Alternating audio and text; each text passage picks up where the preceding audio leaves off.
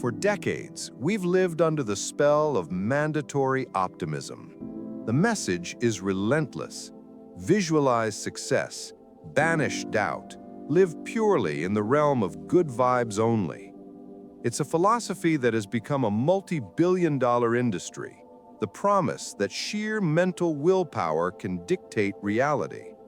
But this comforting, colorful narrative is, in fact, the greatest deception of the modern age. What happens when life, with its brutal indifference, crashes through your meticulously constructed wall of happy thoughts? The crash is catastrophic. You are not just disappointed, you are psychologically annihilated. Why? Because your mind was never given the necessary training for the real world.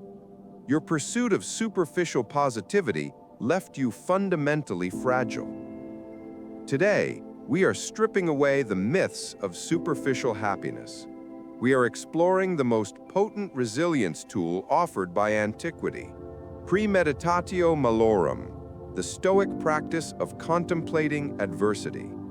We are going to learn how to look the worst-case scenario directly in the eye, not to attract it, but to become invincible against its shock. This is not about pessimism, it is about strategic realism, a fundamental truth required for genuine strength. The critique of toxic positivity is not moral or subjective. It is rooted in cognitive science and evolutionary psychology. Our brains are wired for survival and efficiency, and compulsory optimism compromises both.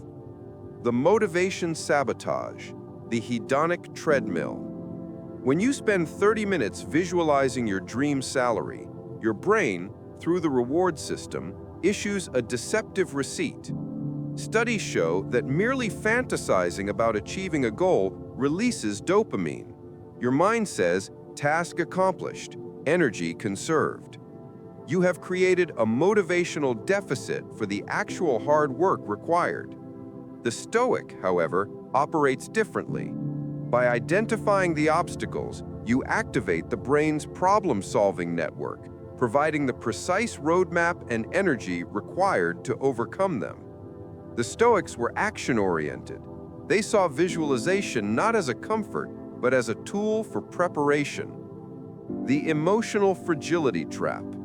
Toxic positivity forces you to set unrealistically perfect expectations. Imagine an athlete who only visualizes a perfect, record-breaking run. When they stumble, a guaranteed event in any high-stakes performance, the shock is complete. The mental script is broken. Seneca wrote, "He who has anticipated the coming of troubles takes the sting out of all evils." By deliberately integrating potential failure into your worldview, you reduce the emotional cost of the eventual setback. When the project fails, it is not a surprise that destroys your morale. It is a data point that confirms your preparation. You transform a tragedy into a costly lesson, which is far more manageable. The denial of reality, the cognitive blind spot. The pressure to be happy all the time forces us to block out critical feedback, the essential alarms that guide us away from danger. This is a severe survival malfunction. Look at the corporate culture that demands radical optimism. It suppresses dissenting voices and ignores market risks, often leading to spectacular failure. The Stoics demanded courage to face reality, however grim. They saw potential negative outcomes not as threats to happiness, but as essential information for strategy. When you embrace the possibility of failure, you gain the clarity needed to mitigate it, to create a plan B, and ultimately, to survive. The only thing that should surprise you is nothing at all, said the Stoics. Premeditatio Malorum is not a vague meditation. It is a precise, powerful psychological tool. It is an intellectual discipline designed to inoculate your emotional core against catastrophe. Pillar 1. The inventory of loss, the audit and naming. You must choose a significant life area, be it your relationship, your career, or your health, and create it could potentially go wrong. This is a dedicated, relentless audit. By naming your fears and articulating them, you transform a vague, terrifying monster in the darkness into a finite, definable list of challenges in the daylight. The terror of the unknown is neutralized by the clarity of the known. Pillar 2, the deep emotional rehearsal, the exposure and anesthesia. This is the hardest but most vital step. You must sit with the feeling of the loss you just cataloged. You must feel the sting. As Seneca advised, rehearse evils, for the mind is never inured to vice unless it is first inured to suffering. Visualize the moment of loss with sensory detail. If you fear financial ruin, spend 5 minutes imagining the conversation with your landlord. Feel the cold dread.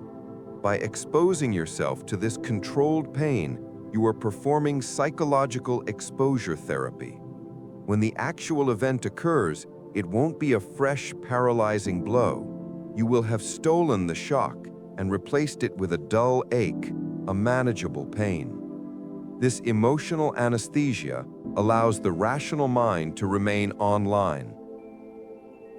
Pillar 3. The immediate application of the dichotomy of control. After neutralizing the shock, you must apply the dichotomy of control, the moment of separation between fear and action. You take your list of losses and categorize every single item, controllable and uncontrollable. The judgment of my peers, uncontrollable. The lessons I draw from the failure, controllable. This single act switches your internal state from a passive victim to an active agent, freeing up 100% of available energy for the only things you can change, your next actions. Pillar 4, the strategy of virtue, the protocol of honor. Your final preparation is not a list of actions. It's a commitment to a virtuous response. You are preparing for the failure of the external world, but guaranteeing the success of your character. Ask, if this disaster strikes, how would my ideal, most virtuous self respond? If you are betrayed, your virtuous response is not vengeance, but justice and wisdom. If you suffer a complete financial loss, your response is courage and endurance. You are preparing for an impeccably virtuous character, regardless of the outcome. The highest and most liberating forms of Premeditatio Malorum address the largest fear of all. Memento mori, the focus tool. The Stoics used the reflection on our own mortality, memento mori, remember you must die, to create radical clarity. When you truly internalize that today might be your last day, suddenly all the small anxieties, the traffic jam, the petty criticism, the delayed email, dissolve. They lose all their emotional leverage. You gain a radical form of freedom because you realize you simply do not have the time to waste energy on the inconsequential. This refocuses your priorities instantly onto your most essential purpose, your virtue, your contribution, and your love. Memento mori is not morbidity, it is the ultimate motivational tool. Amor fati, the final answer. If Premeditatio Malorum is the anticipation of the worst, then amor fati, love of fate, is the final unbreakable acceptance of the worst. Marcus Aurelius taught that a healthy mind turns every obstacle into fuel. The impediment to action advances action. What stands in the way becomes the way. The Stoic actively embraces the hardship as the perfect training necessary for his growth. The difficulty is not a curse. It is the highly necessary resistance training designed by the universe specifically to forge your strength. You have turned the entire weight of the world against itself. making yourself unbreakable. The Stoics were not pessimists. They were rational optimists whose hope was founded on an unshakable foundation, their own preparedness. They hoped for the best, but prepared for the worst. Premeditatio Malorum is not a prediction. It is your insurance policy against emotional paralysis. It grants you the ultimate human right, the right to choose your response. Your strength is not found in controlling the outcome, but in perfecting your character despite the outcome. Your yearning to know must be directed at this most challenging truth. Expect difficulties, be prepared for hardship, and be absolutely unshakable in your virtuous response.